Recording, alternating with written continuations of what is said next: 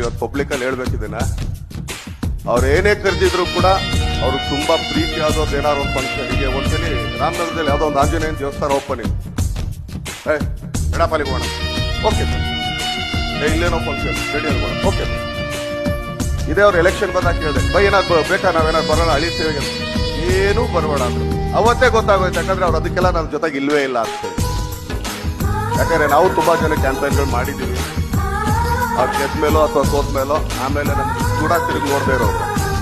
ಅವರು ಒಂದೇ ಒಂದಿನ ನಾನು ಯಾವುದೇ ಕ್ಯಾಂಪೇನಿಂಗ್ ಮಾಡಿಲ್ಲ, ಅವ್ರು ಯಾವುದೇ ಒಂದು ರಾಜಕೀಯ ಕೆಲಸಕ್ಕೆ ನಾನು ಹೋಗ್ಲಿಲ್ಲ.